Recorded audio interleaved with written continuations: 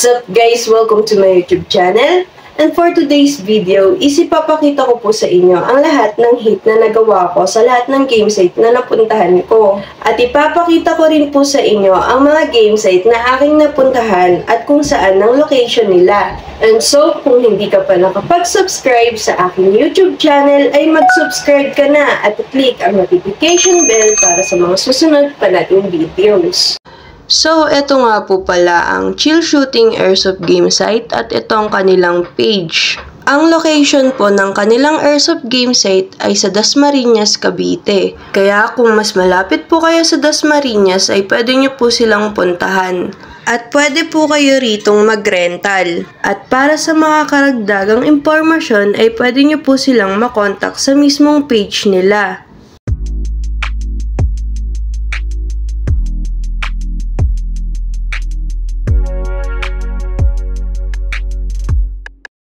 Ang next naman po ay ang Baluarte Airsoft Game Site.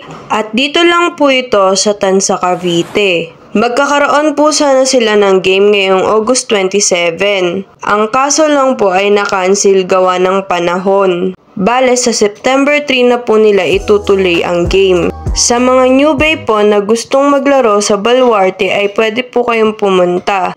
Dahil may rental din po sila roon. At para sa iba pang impormasyon ay pwede nyo po silang i-message sa kanilang page. Kita ka na! 10 o'clock!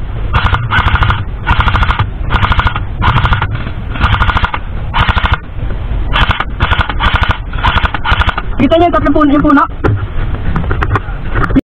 At next, ang Tashabet Airsoft Game Site. Isa din ito sa mga game site na aking pinupuntahan. At nung mga nakaraang araw ay nagkaroon sila ng tournament. At isa ang team namin sa mga nakasali sa tournament na yon. At ang location ng game site nila ay nasa Imus.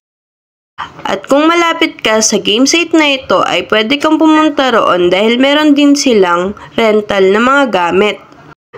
At sa game site na ito ay meron din silang practical shooting. Kaya sa mga gustong maglaro ay pwede nyo silang i-message sa kanilang page for more information. Ready? Ready? 1. Ready! 1, 2, 3.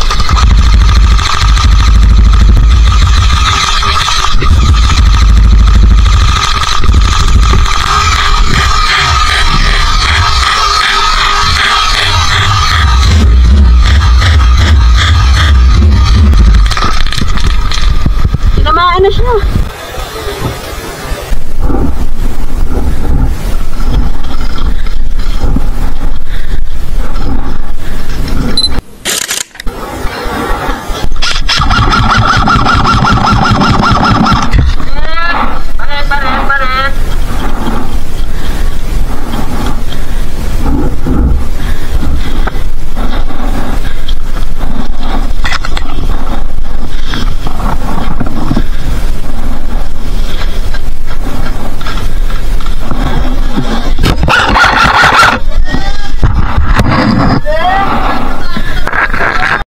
And last but not the least ay ang Tasra Airsoft Shooting Range and Arena.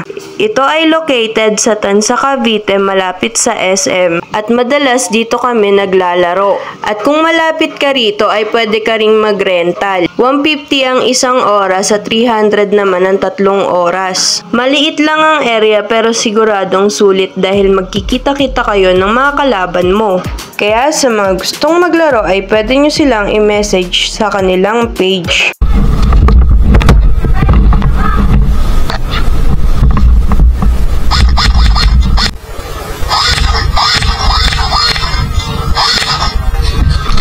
Pero dito magiging intense ang laban.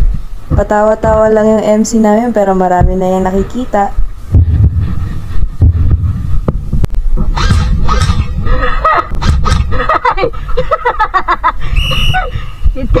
Tinawa ka sa mukha! Sorry.